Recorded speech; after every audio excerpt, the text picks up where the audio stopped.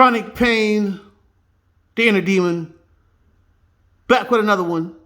But folks, before I get into this one, I want you to like, and I want you to share, and I want you to subscribe to the machine. Okay? Check this out. In Kentucky, folks, this is a very disturbing story. Very, very disturbing.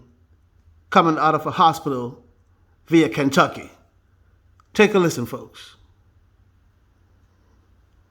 Disturbing scenes on our streets, triggering calls to the wave troubleshooters alleging patient dumping by local hospitals.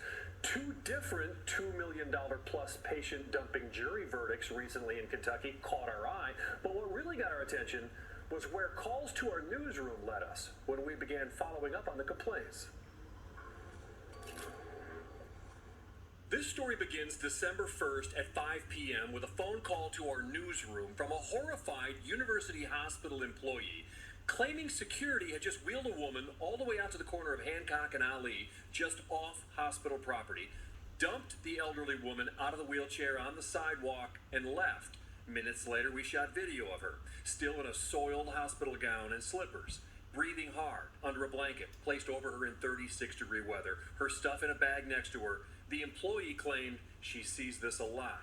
So I started watching, and on December 16th at 7 p.m., 35 degrees outside, I record 3 security guards surrounding an elderly woman with a walker, slowly escorting her out of the emergency room. She can't move fast. It takes several minutes to make it all the way to the same corner of Hancock and Ali. After they have her across the street, off the hospital property, the security guards turn around and go back.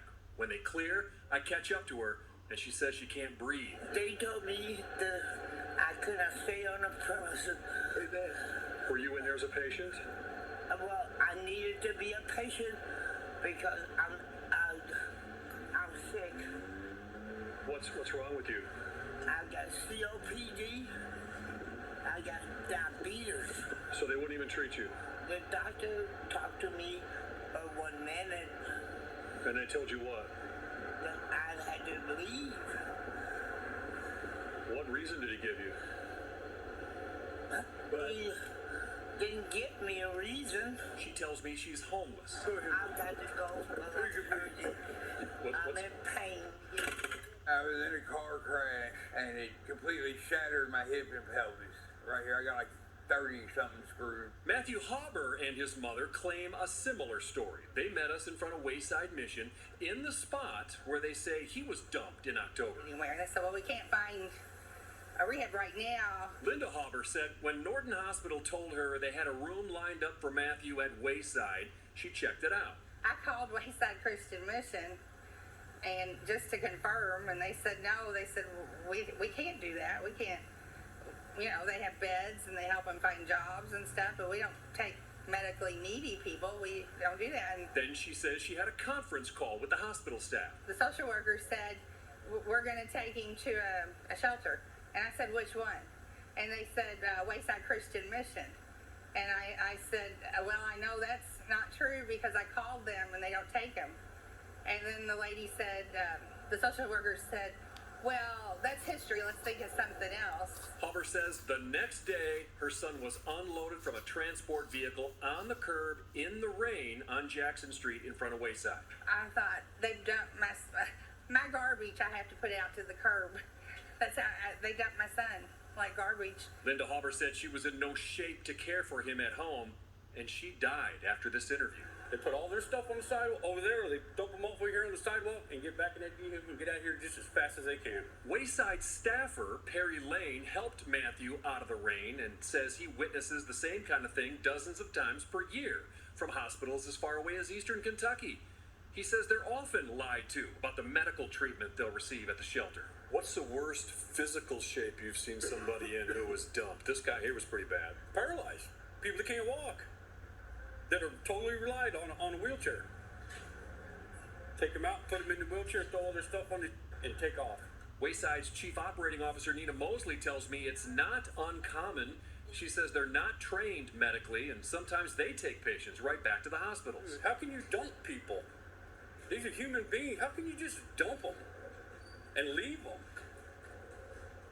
It doesn't make any sense to me. It's unhuman, man. We detail these incidents with dates and times to both Norton and University hospitals. Norton Healthcare Senior Vice President Renee Murphy responded in an email that says, in order to safeguard the privacy of patients and in compliance with HIPAA, we are not permitted to discuss specifics regarding a patient's case. There are several details to this case that may not have been communicated to you by the family. As Mr. Hauber has not signed a HIPAA release of information form, we will not be able to share those details with you. University Hospital Public Relations Director David MacArthur replied, they appear to be working on behalf of U of L Hospital. Unfortunately, the images that were provided by WAVE do not reveal enough information to track down additional details or identify whether the individuals on either day sought care from any of our team. What is heartbreaking for U of L Health staff is that we often encounter situations where patients need assistance beyond medical care.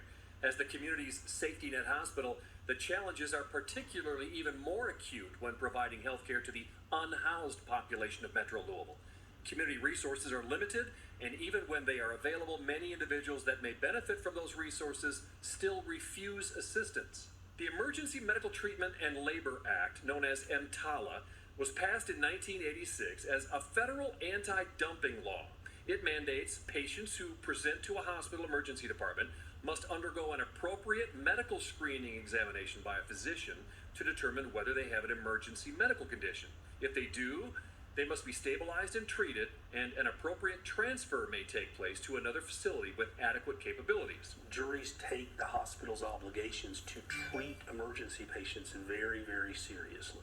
Attorney Hans Poppy knows that firsthand. He won a $2.3 million patient dumping verdict, most of that in punitive damages, after his client, who was coming to a Lexington hospital by ambulance with a cardiac emergency, was turned away and directed to another hospital. Juries don't like to punish hospitals. There aren't many verdicts in Kentucky history favoring plaintiffs in alleged patient dumping cases, but this one is interesting. A $1.5 million verdict awarded in Fayette County to a difficult patient with a history of ER visits, dumped by a hospital, rolled outside in a wheelchair with taxi fare, and hours later the man was dead of an untreated ulcer. After being reversed on appeal, another jury socked the hospital for $1.45 million. But what that tells us is if a jury hears a case and they believe that there has been an EMTALA violation where a patient has been dumped or abandoned by the hospital, they really get upset. Dude, like I'm worthless, man. We're throwaway. We're garbage, you know? Now, I was contacted this week by a police officer who worked off-duty at University Hospital who says she emailed U of L Health CEO Tom Miller on March 1st about this issue and what she was witnessing, and she says she was then informed she would no longer be working there.